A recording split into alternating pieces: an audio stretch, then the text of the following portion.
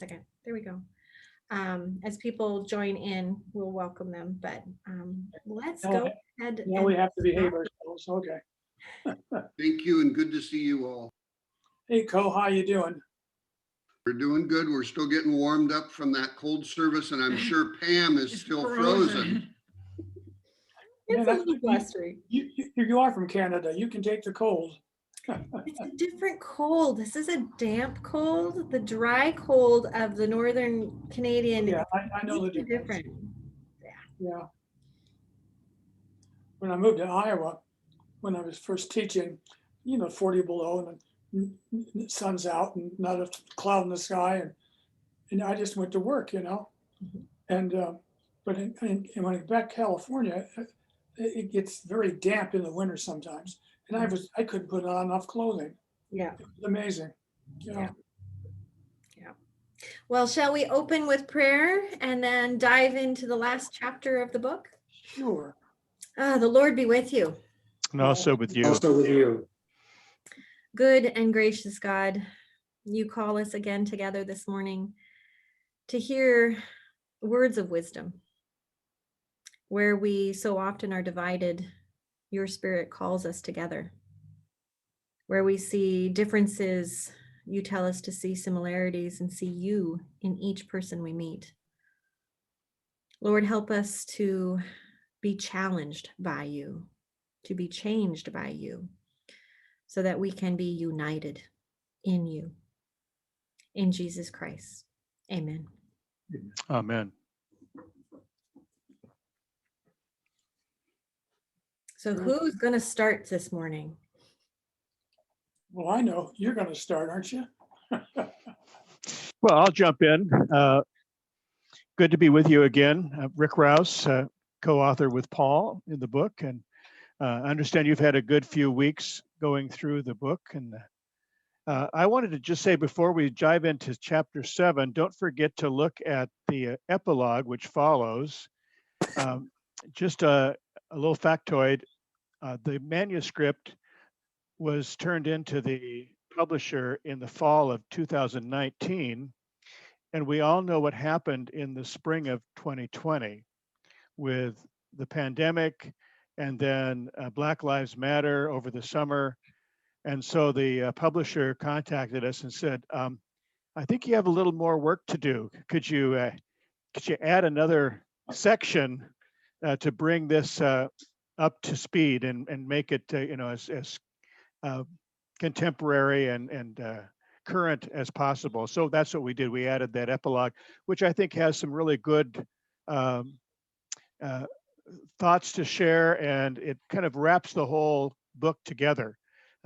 So that was in some ways a blessing that we were able to add that epilogue after chapter 7. And then I also want to encourage you to look through the appendices. There's some wonderful resources there. There's a couple of worship services that have to do with reconciliation and repentance. There's 2 documents from the ELCA Churchwide Assembly in 2019. One of them is the Apology to People of African Descent, and the other is the Statement on Interfaith Dialogue. And then the last document really came out of a group of mainline pastors working with Jim Wallace and Sojourners, Michael Curry with the Episcopal Church and others, who developed this statement called Following Jesus. So those are some really fine resources that I hope you'll take a time to look through. But to chapter 7,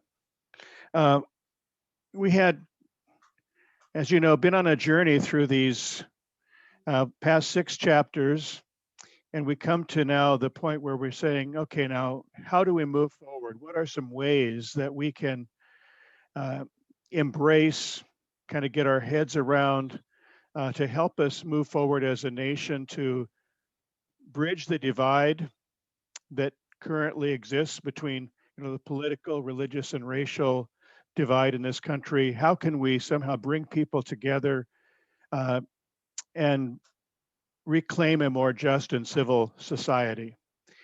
And so we have put out these 10 ways we call bridge building, ways to build bridges between people. And maybe we could just kind of walk through those and see what questions you have, what resonates with you, any questions that you have about these various 10 ways forward. So the first one has to do with recognizing and repenting of one's offenses. And we have 7 kind of points to that, 7 ways that we do offend other people, and this is both individually as well as corporately. So think about it in both ways. How do we offend people as a community of people, and then how do we do that individually? Any thoughts or questions about this particular section?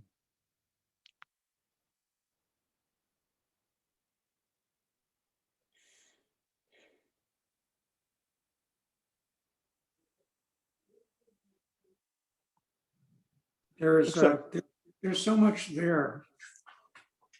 It's really hard to even begin to elaborate on the 10 different methods. It's extremely personal, and we might have to pick and choose, and based on where we are in the spectrum Mm-hmm. of overcoming our own prejudices. Yes. And some maybe resonate more than others. Yeah. I think two common ones that I see a lot, both for myself and catching it and witnessing it in others, is 5 and 6, the discounting of the other, where someone's like, I feel this, and your automatic response is to discount their feeling or their encounter even, and say, well, you must have misunderstood. That wasn't a racial thing. And it's like, no, that's what they felt. That's what they felt. And too often Right. we discount it, or we generalize when there's an attack happening of, well, you people. And it's like, this one person doesn't represent all these people. Their one bad behavior does not represent all, nor does one person speak for all. And too often, especially with racism, where we ask our people of colored friends, so what is it like? It's like, they can't be the spokesperson for every single person of color. And yet we do ask too often for that generalization in many ways. Gil, did you want to add to that? Yeah, I just wanted to add the one that sort of jumped out at me. And in the first, I was referring to all the different ways, but in way 1, point 7 about romanticizing the other is really intriguing to me, because we've experienced so much of that in our society right now. That we become so divisive because one person is perfect and everybody else is flawed. Right. And of course, the perfection lies in Jesus, not in any other person. Yet so-called followers of Jesus proclaim perfection in other humans alive today. And I think even romanticizing, I mean, for those of us that are in clergy positions, sometimes we get put on this pedestal. And it's like, I'm still a human. That's a really big one, to try and bring people's ideas of us down. And they're like, it's hard to fathom. It's like, I am human. The trap of being in clergy and being romanticized, though, sometimes you fall as well. Yeah, it's a very dangerous place to live into. Right. The higher people put us on a pedestal or pillar, the further we fall. Yeah. Everybody have their sound on? Okay. I thought maybe one of you wanted to say something and we didn't listen and couldn't hear it. I still can't hear you. Test me out. So, Co and Janet, did you have any thoughts? Oh, why did? Oh, I was agreeing with Pam that pastors sometimes get put up on pedestals, and That's what spouses are for. that's what spouses are for. Is we To keep us humble. Well, course, I'm Pastor not, Pam is superwoman. We all know that, so. I'm not a pastor, but people, I'm a ex-university professor, and people tended to put me on pedestals that I found kind of interesting. They do it in the church. They think of me as theologian, and that somehow lifts me up higher than I think I am or ought to be. So yeah, I've experienced that, but probably not to the same degree as pastors have. Although the one thing, I mean, I was really referring to something larger in scope, a societal tendency to worship a person, not necessarily a pastor, but someone who in fact can have tremendous power over a large number of people. Yes, yes, And take their focus away from human values that's right. and faith. Yeah, whether it's a religious leader, a political leader, a cult-like figure. Mhm. Yeah. Well, this first way is all about being self-aware. I mean, it really kind of that's where we felt we needed to start. If we're going to change others, or we have to first of all start by being self-aware and changing ourselves, don't we?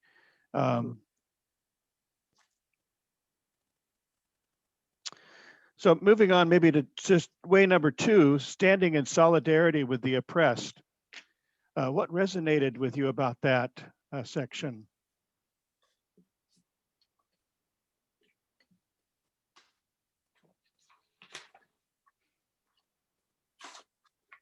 I guess I just didn't realize that the Jews were being attacked in Sweden. Yeah. Oh, all over. Yeah. All over Western Europe, as well as the United States. Anti-Semitism is on the rise. In fact, I just saw some statistics that it's in the last year, anti-Semitism has risen by 150%, Mhm. according to the FBI and others that track that. I thought we'd be way past that by now. You think? No way. No. Well, some years ago, a Jewish temple in Tacoma was attacked by a guy throwing a firebomb at it. And they put it out. But the Associated Ministries of Pierce County got together and organized folks from mainline denominations to stand guard at that temple and until they caught the guy that did it.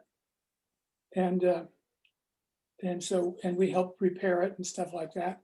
And we were working side by side with people of different traditions and our Jewish brothers and sisters. And they were amazed that they got this kind of help from us Christians, especially the folks who had origins in Germany during the Pentecost and not the Pentecost, the Holocaust, and so on. So we were there for about a week, and they finally caught the guy, because he kept driving by to see if he could do more damage. He was a real anti-Semitic, and they nailed him. And in fact, I saw them nail him, and I was really pleased about the whole thing. That we stood up for justice for Jewish brothers and sisters, and the rabbi there was just astonished and grateful, and we got some good food from those folks. So people in temples know how to eat. As we Lutherans do, yes. Well, we It's, eat a lot too. So yeah, I was thinking more Pittsburgh. I was thinking in the UK. Oh. Are you thinking of the Tree of Life Synagogue Yes, yes. shooting in 2018? I think there were 8 deaths. Yeah, where there was a domestic terrorist that Mhm. came into a synagogue and started killing people in worship. Yes. And it was after that we talked with one of the endorsers of our book is Rabbi Rachel Court, who's with the synagogue in Everett. And 2 things about that. Number one is that in our conversation with her, she said that synagogues all around the country have hired security. They have, ramped. Of course, during the pandemic, they haven't been worshiping in person, but leading up to that, they were having security people there for worship, uh, doing all kinds of other security measures in terms of um, security systems and so on, just because they really live in fear. And you think that people could worship in this country without worrying about somebody coming into their synagogue or church. But the reality of it is because we've demonized, which is from the first way, how we demonize others. Between xenophobia and the rise in anti-Semitism, and of course what we saw more recently with the killing of Asian women in Atlanta, and the demonizing of Asian Americans in recent days and weeks, months. Anyway, but Rabbi Rachel then also, the flip side of that is she talked about how after that incident in Pittsburgh, how the clergy in the greater Everett area, of all faith traditions, mostly Christian, but Muslim and others, banded together and had held a vigil for the Jewish community in the greater Everett area, and how moved she was about this. Again, they're standing in solidarity. Christians and others would stand in solidarity with the Jewish community and saying, we are praying for you and we feel for you. We feel your pain and your fear, and we're here for you. I think that's another example of standing in solidarity. If I may, only because of my Jewish background, I track this. This is a particularly hot button for me. I won't spend much more time on it, but I would point out that Easter is a very difficult time for Jews, and very, very, very problematic because of some of the readings that occur in particularly the Catholic, well, all our churches, all Christian or Catholic churches, where the Jews are blamed in many cases from Scripture for the calling for the crucifixion of Jesus as we study today. And that resonates with people who have a tendency towards being prejudiced. They don't forget it, and they almost think they have an instruction from God to go and get those Jews because after all, they killed their Lord and Master. It's not, as someone who is Jewish, I wish some of those readings would almost not be read. I know that sounds awful, but it's a misrepresentation. There was a fair amount of anti-Semitism or anti-Jewish Hebrew leadership in the Gospels, particularly the later ones. So it's hurtful. And I often, while I love Easter, I also don't like some of the readings. Yeah, I think it's always important to remind ourselves of that. Thank you, Gil, because it is words that were comforting to the first Christians are still problematic and hurtful to those who read it today with their own cultural identity, faith identity to a people that were there. And yet I like to always, and you'll hear this in my own preaching, if we were there, we would have been part of that crowd. Because even amongst the Jews that were there was Romans, there was others in that crowd that was mixed and mingled with pagan believers as well. But we forget that, and it needs to be reminded always that, yeah, it wasn't just the Romans Jews, killed Jesus. That's historical I fact. understand Right. that. But a person who may not be thoughtful, a person who may be prone to looking for scapegoats, Yeah. will hear those passages and really say, in fact, it was in the Middle Ages, it was quite common for after an Easter service, people go out and kill some Jews. And Luther in his later writings No, he didn't did help with not. that either. Yep, that's right. He Well, was a no, product of his time, though, unfortunately. Yeah, there are as other- we are ours. there are other people we need to worry about in the same way. Our Asian American friends are being oppressed right now. People of color all over the world are being oppressed by white people. I'm thinking of Native Americans and the genocide we foisted on them as white Americans settled this country. I'm thinking about Mexicans and Latinas kept in ghettos, exploited for their labor and all of that stuff. So it's not a clean slate. It's not just the African Americans who are getting it, but a lot of people of color are getting it. Now, I never understood people of color because white's a color, and why can't I identify with them, which I tend to do. But I don't like that history, and we have to combat it if we're going to really follow the Jesus way. Yes. The thing is, and I agree with you, Paul, yet I would also suggest that, can we find a single society where there isn't significant prejudice against the other? No, Whatever their skin color may be. no, but it's not Human nature, unfortunately. So we have to overcome a side of our humanity using these practices in this chapter, among other things, to move ahead. Hosanna, save us from ourselves. Yes. I think this is a good segue to the third way, which talks about assessing our degree of prejudice. Before we go there, can I ask a question that is kind of trivial, but it's kind of a vocabulary question. What is the difference between a kippah and a yarmulke? Oh my. Oh, I had that discussion with my brother-in-law. I call it a yarmulke. He called it a kippah, and I guess the kippah is the proper name for yarmulke. I mean, so they're the same thing. Same thing. it's the same thing. Yeah. Yeah. Sorry to take us kind of off on a tangent, but I had not seen that word kippah before. So, Well, Potato. Rosemary and Howard never had a temple wedding.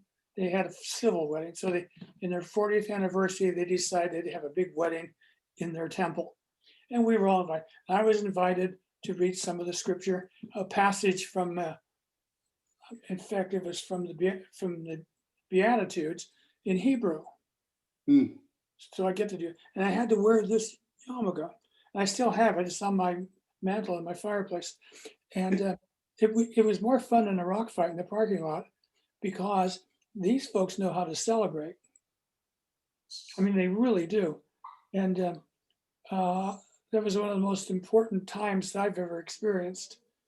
And but we all lined up and did our thing, and we all men had the yarmulkes on, and then nobody told me it was a kippah until yesterday. I think I really appreciate the kippah. I appreciate, like in Greek Orthodox, you cover your head. An old Latin Catholic, you would always have a head covering, a Muslim head covering. It's that reminder that something is always higher, something is above you, someone is more powerful, that you are under the care of that one.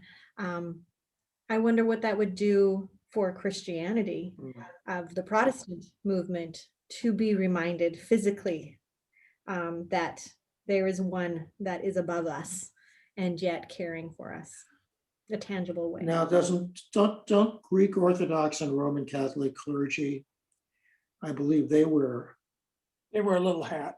A little hat, which is a little bit like a kippah. They wear a kippah, yeah. From that tradition. Yeah, they do. I think it's a wonderful idea to have some head covering, not for women to hide their glorious hair, but for men as well. Hide their glorious hair. I'm going back to Paul and Timothy and so on, but rather just for all of us to show our respect on sacred ground. Yeah, thanks, Gil. That's good. So on to way 4, talking about assessing our degree of prejudice. I don't know if you've heard of the intercultural continuum, but this is I think actually you can, if you go online, you can actually take a test, which will tell you where you fall on this continuum, whether you're to the left, which is the monocultural mindset, where you have kind of blinders about other traditions, ethnic traditions, or whether you have an intercultural mindset where your eyes are open and you see the rich tapestry of diversity around you, and appreciate that and live into that diversity. So it's kind of going from one extreme to the other, and to see where do you fall on that, from denial, and then it goes to polarization, to minimization, to acceptance, to adaptation. And if you read in that section, we talk about some of the research, particularly with medical students who didn't think they had prejudice, and yet it affected the way that they treated their patients, and how going through this training helped them to be better doctors and nurses, physicians, as they moved from a more monocultural to a more intercultural mindset. So again, it's this self-awareness. How do I fit in on this continuum, and where do I really fit? We may think, oh, I'm at acceptance or adaptation, and I'm still back at polarization, or maybe minimization. Maybe I'm in the middle, but I think I'm much further along. So I think it's a helpful exercise. You're really at one end for people with disability, but at the other end with race. So it could be different. That's a good observation, Janet. Absolutely. You're absolutely right. And I think part of the, getting more to the adaptation is more encounterment of the other. Like if you've never been, like Janet, you said, if you may be further along, if you've encountered more disabled or able differently bodies than people of color. So when you come across something you've not engaged before, had an encounterment with before, all you're coming at it with, I think, is from what you've heard, not from what you've encountered. And the more you can encounter, then the more you can actually move yourself from what generalized polarization public tells you to your own encounterment and say, no, this is where the world really should be at, where I need to be. If I encountered a homeless person, I'm going to have a lot different outlook than if I was living with some. Exactly. Or if you were just visiting them regularly and getting to know people as individuals, which I'm afraid to do, frankly, but it's something that helps tremendously. It's that, once again, building relationship. Right. The more you have that relationship, multiple ones. And I think it's something we can do as a church and a community, is providing the opportunity for those. Gil, I think of I did part of my internship down at Edmonds Lutheran, and they have a thing called Annie's Kitchen, where they invite people in every Wednesday night and serve them a beautiful meal. And a real emphasis is to sit down at the table with each other. And so you get to talk and build relationship, and then nobody's as scary. And they say that an awful lot about the experience of bias against LGBTQ people. Is the biggest thing is when you find out a grandchild has come out, and all of a sudden all of your ideas change. And that's pretty powerful. And so that relationship, and the more we can provide those opportunities, the better. COVID doesn't help. But... Yeah, COVID certainly doesn't help. No, it doesn't. Well, I think an example that you certainly have set at Point of Grace is your interaction with the Muslim community, and the building of relationships with those folks. to kind of overcome stereotypes,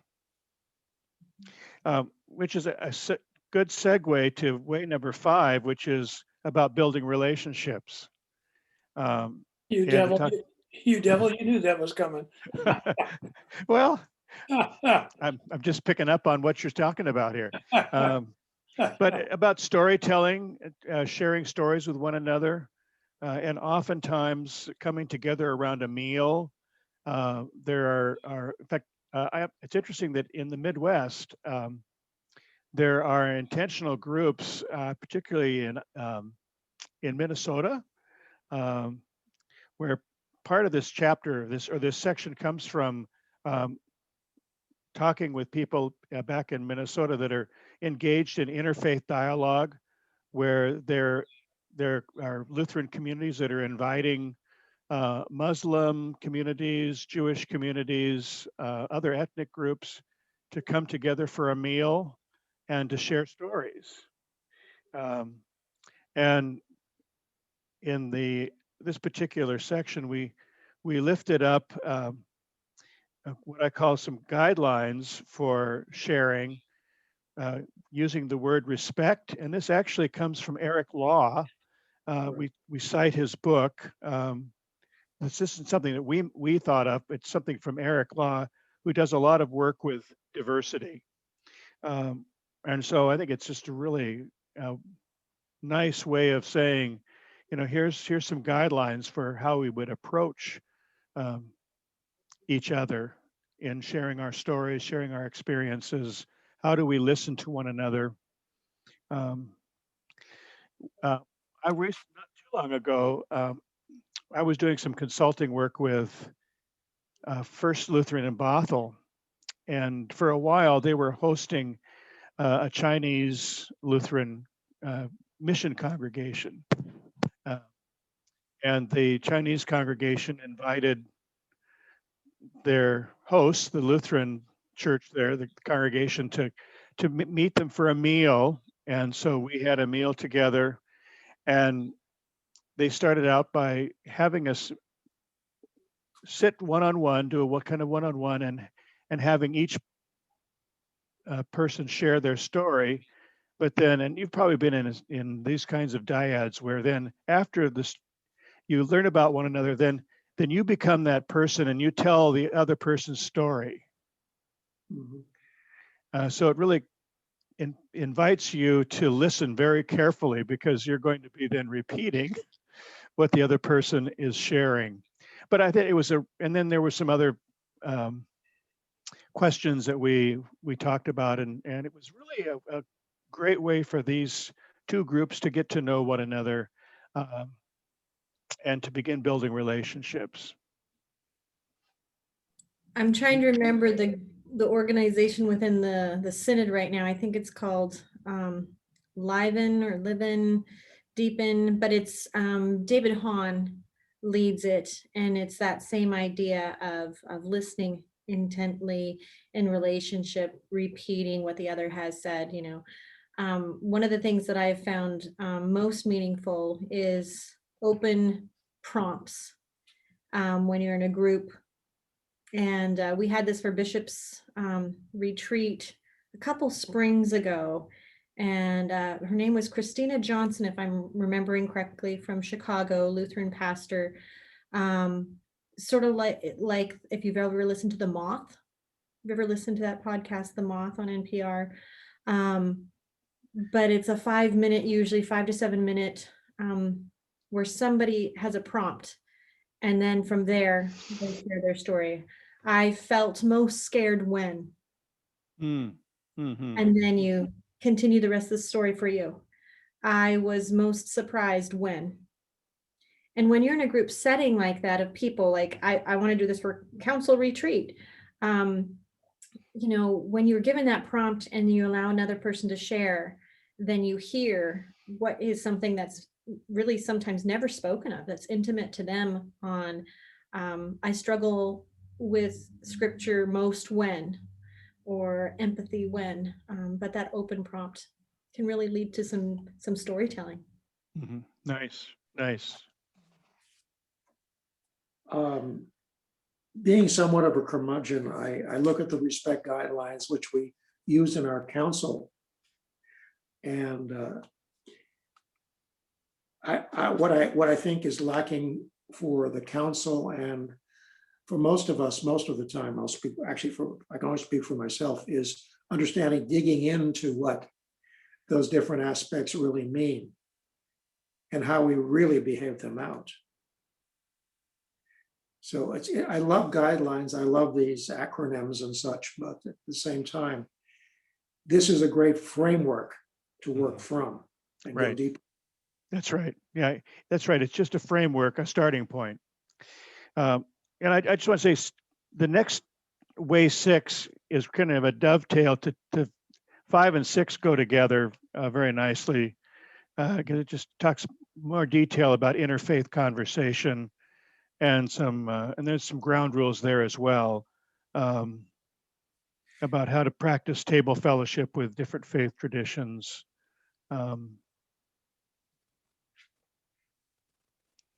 So those two can kind of be taken, I think, as a unit. I think what I like in that way 6 is probably number 2 the most, is dialogue must be two-sided. Yeah. If we've ever been in a conversation where sometimes the greater superiority or the host sometimes speaks too much, and to realize that everyone communicates differently. So maybe more pause and more silence so that they can formulate before they speak, and to provide that space is really, really important.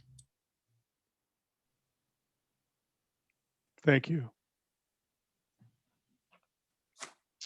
Any other speaking to way 5 and 6?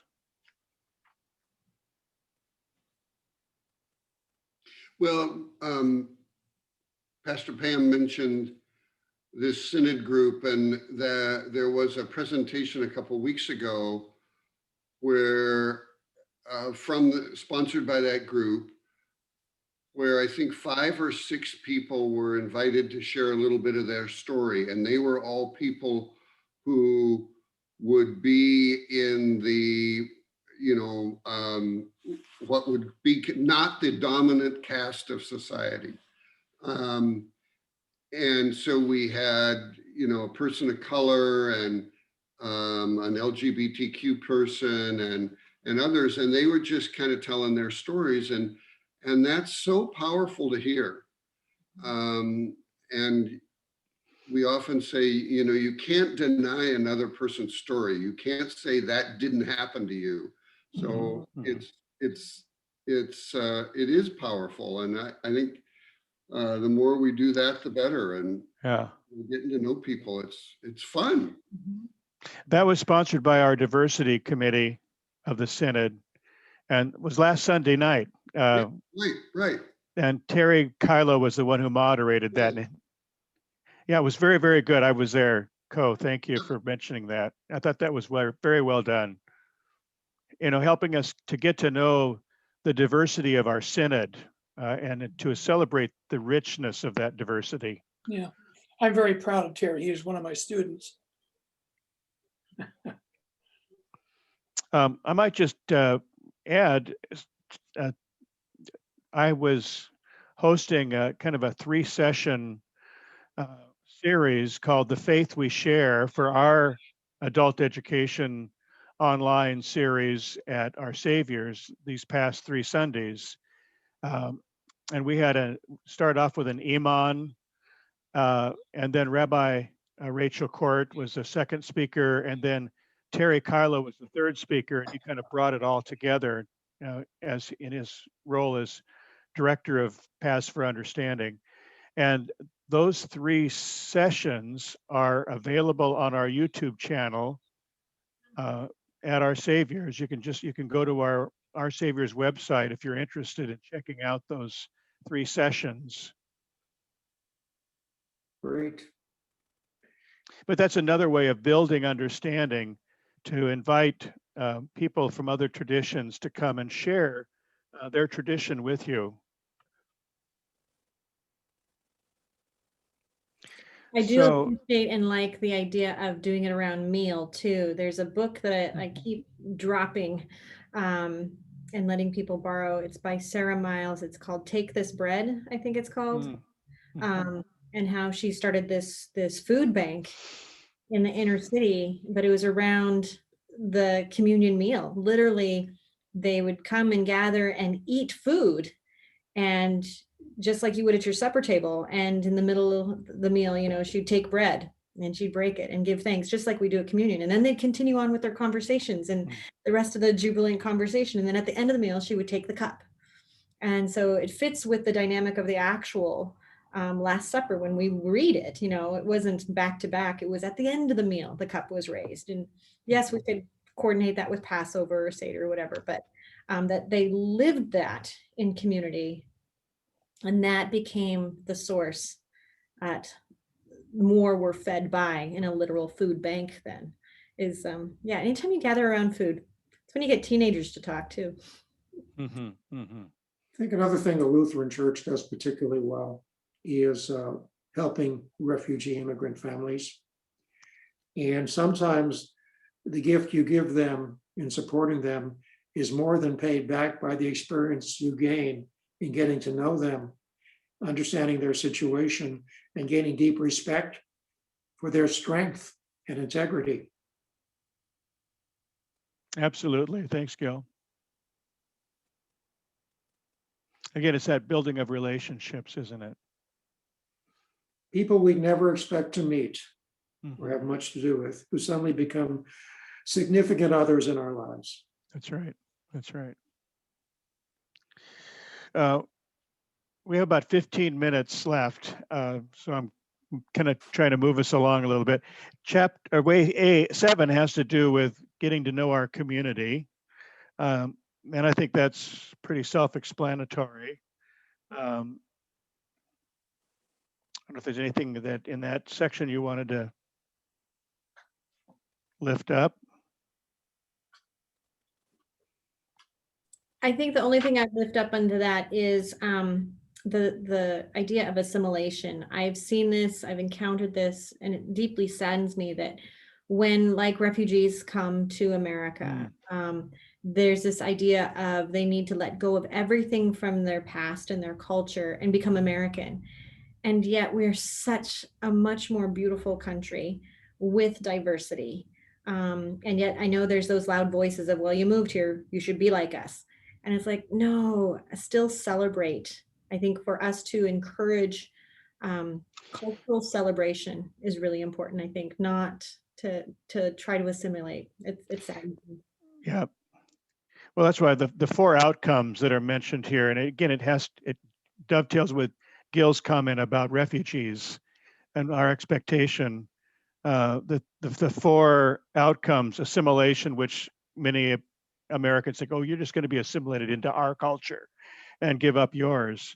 Or there's the marginalization where they reject their own and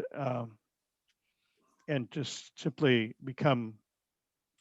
And then there's separation where they keep their culture and don't connect at all with the American culture. I like that. I think the ideal is integration, where they bring their culture for us to celebrate with them, while also celebrating our culture alongside of their culture. And if we think about where the Christian faith, I think, has been most effective, is where we have gone into native cultures and we have integrated some of their traditions into the Christian faith. Or the reverse of that, I'm thinking of when I was on Synod staff in Grand Canyon Synod, we had a lot of Latino congregations or parishes in Arizona, and they were Lutheran churches, but they would bring their, these are really I'm thinking about those with Mexican background, or that would bring some of their former Roman Catholic traditions of like the posada, and the way that they would celebrate First Communion, where the girls wear their white dresses and the boys have their white suits. Uh, and as a member of the Synod staff, I'd be invited to come to these celebrations. And they, it was not saying, it's another way of being Lutheran. It's not having lutefisk and lefse, but it's having tortillas, and it's having other kinds of celebrations, bringing your culture into the faith that we share together. So you're saying, Rick, that we can bring head coverings and Pascha bread in? Sure, why not? Why not? Yeah. Why not? Way 8, embracing diversity and rejecting nationalism. So embracing diversity, as we've just kind of talked about, the importance of embracing diversity, but what does it mean to reject nationalism? And we touch on what I think is probably, we just touch on it briefly in this chapter. I wish that we really would have expanded on it.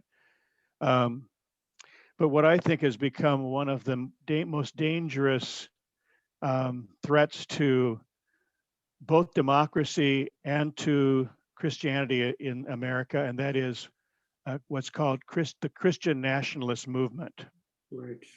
where we have these patriot churches now across the country, where in order to be a true patriot or true American, you have to believe in a certain way. It demands that Christianity be privileged by the state.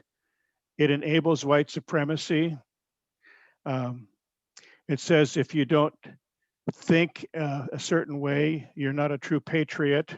Don't believe a certain way, you're not a true Christian. And Christian nationalism, we saw some of the results on January 6th.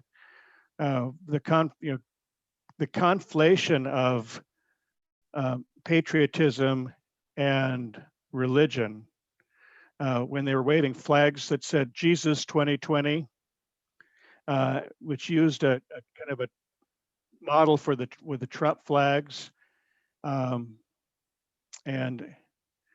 it's, instead of loving our neighbors as Jesus taught, it's a toxic theology that harms those who are of different faith traditions, or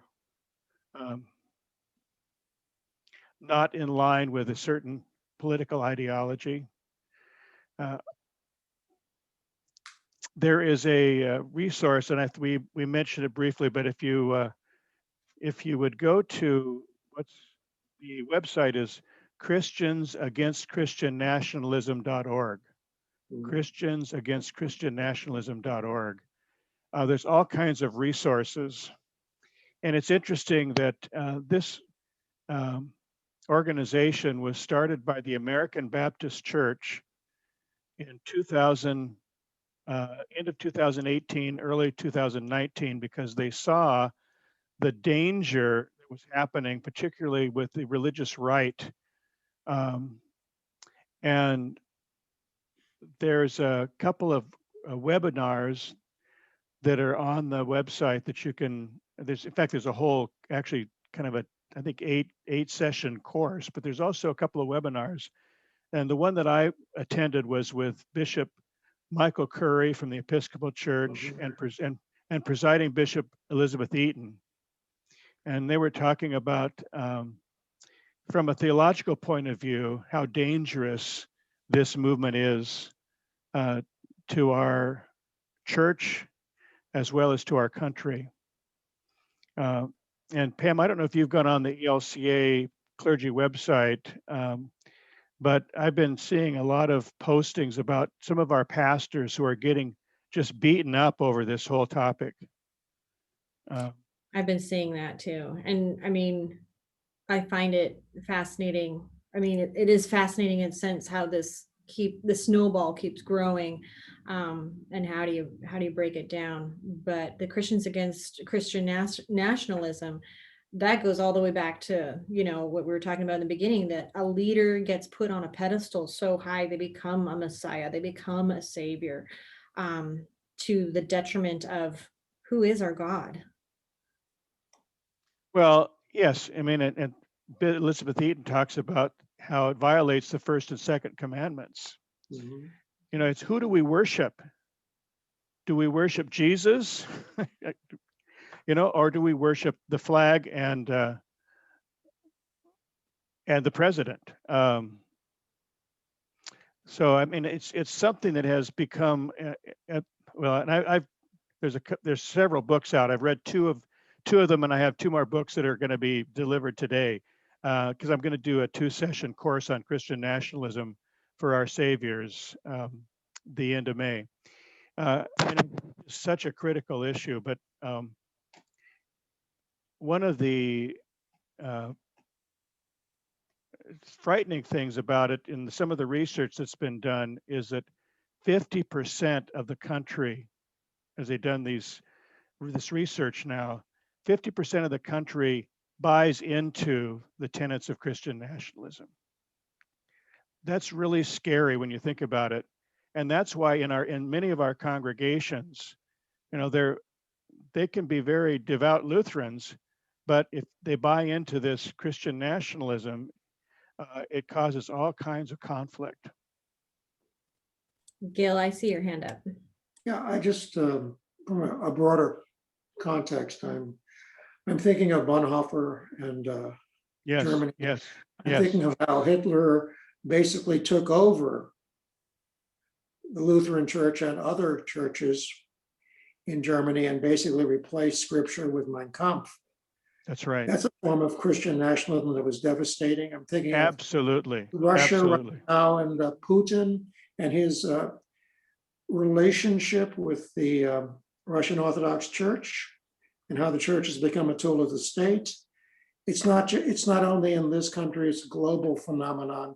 We Absolutely. misplace, we somehow think loyalty to our country is the same as loyalty to Christ and the faith. And how do we break through that? Right. And it goes against, this is why I say fascinating, because yes, it's scary as hell and just like unfathomable sometimes. How can people buy into this? And that's what I find fascinating, because we know what history has said and we don't want it to repeat. We say we don't want it to repeat.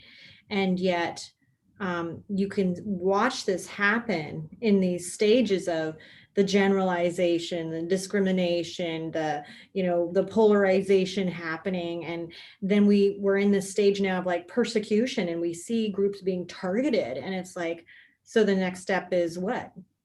Genocide, annihilation. It's like, whoa, it's scary. Yeah, you've just moved us into way 9. Thank you, Pam. You're our tricky devil. It's called the understanding the path of hate that leads to genocide, the progression of hate. And this diagram actually comes from the Jewish Museum in St. Louis, Missouri. We borrowed this diagram from them with their permission. But Oh, again, yeah. but it's a powerful image or way of showing how that progression can take place in a society. What happened in Germany, what happens in other countries, which is in some ways happening here in America. And it happens in subtle ways.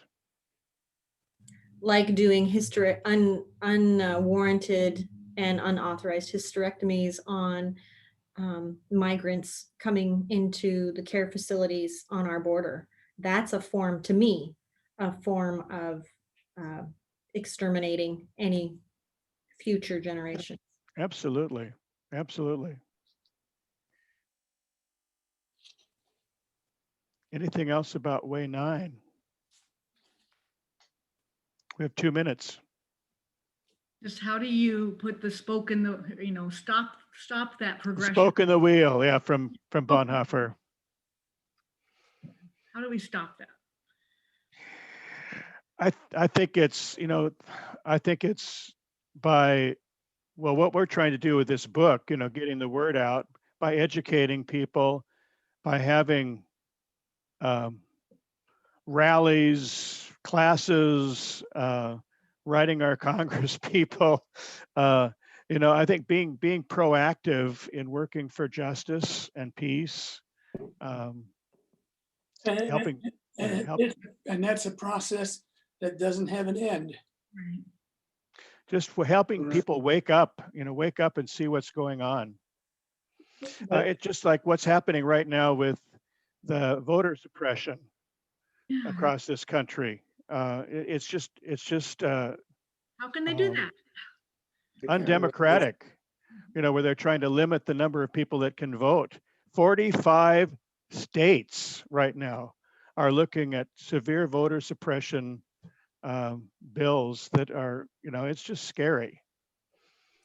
And yet I am thrilled at Washington State because there's a bill right now to allow felons, prior felons, Mhm. for the first time to get their voting rights back. Right. That's phenomenal. And unlike Florida without a poll tax. Yeah. But there's one overriding issue. I know we have forgive me for this, but it's human nature to want to be with other people and be in agreement. They want to be safe. Mhm. So if you have a lot of people who have these beliefs, and they're with other people who have these beliefs, why should they be introspective and why should they change? I'm not saying, I'm not arguing that's correct in any way, but it is a part of human history and human nature. Well, there's And lots what- of research now Yeah. showing that one of the biggest things in people choosing neighborhoods is choosing neighborhoods of people that think like they do. Exactly. And while I certainly understand that, and we probably did that here, after all, we live right next door to Ron and Karen Evans, but I'm not sure it's really a healthy thing to do.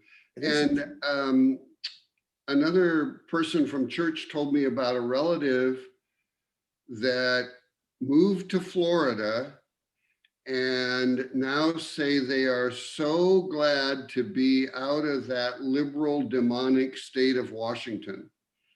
And so it happens on both sides. I mean, we're all calling each other the other. Right. We're the other to someone else. And Yes. it is difficult. And I was thinking about the voter suppression and trying to imagine what is it that, my acquaintances that are conservative, what is it that they would be saying as to why this is, of course, a good thing? It's making sure that the elections work the way they're supposed to, or it is tough. Well, a lot of it is fear-based, isn't it? Oh, Yeah. yeah. for Fear sure. of the other. Most of it is, yes. Mhm. And it's fear of change. And I will have a presentation on fear of change April 18th, I believe. Okay. Yes, you will. But I think it comes down to the fear, and you ask why we don't move into neighborhoods that maybe stretch us and challenge us, is because in any relationship, it's hard Yeah. work. And when we go home to rest from a hard day's work at work, we want to be able to be sometimes with like minds. And when we're in relationship with our neighbors and it's still challenging, is it restful? I think that's a great excuse not to. And but all relationships take work. Yeah. So if we're willing to do the work, then guess what? It's okay that I've got a neighbor 2 doors up for me that is a COVID denier, and we go for walks and I listen. The hardest thing is to listen to those that we may not agree with, Mhm. but we can agree to disagree. Right. Yes, and it is, and we have to be brave enough to enter into the conversations. It's so, like you, Pam, we recently moved a year ago, I guess, and one of the things that I kind of find interesting is I think our HOA prevents people from putting up political signs. So there are no political signs, which in one sense makes you see people as just people. You don't have these preconceived notions. Now and we have at least, well, we have some Black families, some Asian families, some Indian families, all within the development. Now the downside is we have a gate, and I do feel like, you know, a gated community is almost one of those things of, we keep all those other riffraff out, you know, we want to be safe in here. But there's some good things about not having signs and having to just kind of get to know someone before you judge them. Right.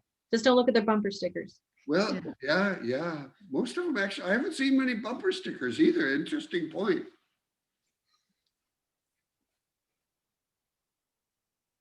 Well, it's a good question, Janet. This idea of how do we throw a spoke in the wheel and break a cycle? A big spoke, yeah.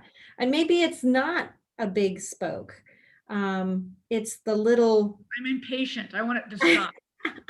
Mother Teresa always said, you know, I cannot do great works. I can only do small things in great ways.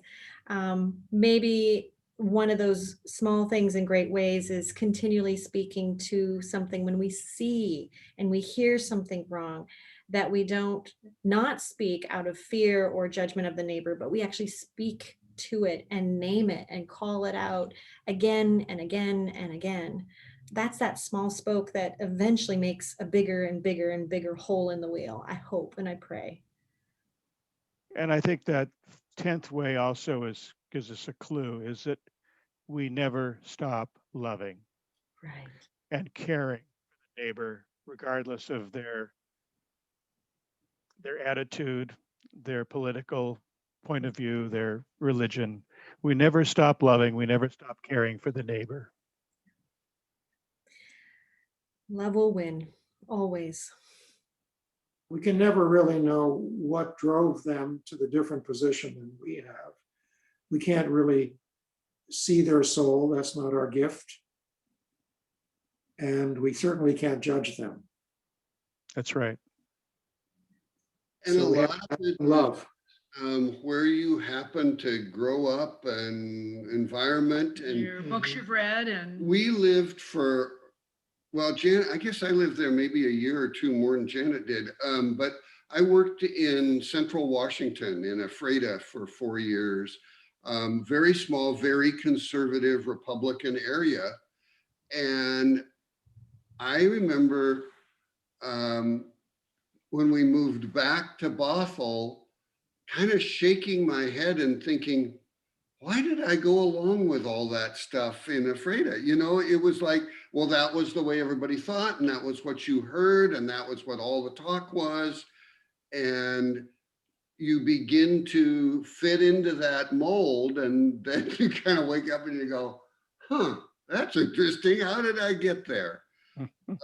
But, you know, if you've grown up in the midst of that and that's all you've known, you're gonna be prone to accept it without consideration. if you've grown up Lutheran, it's sometimes hard to accept Catholics. Baptists and Catholics and who knows.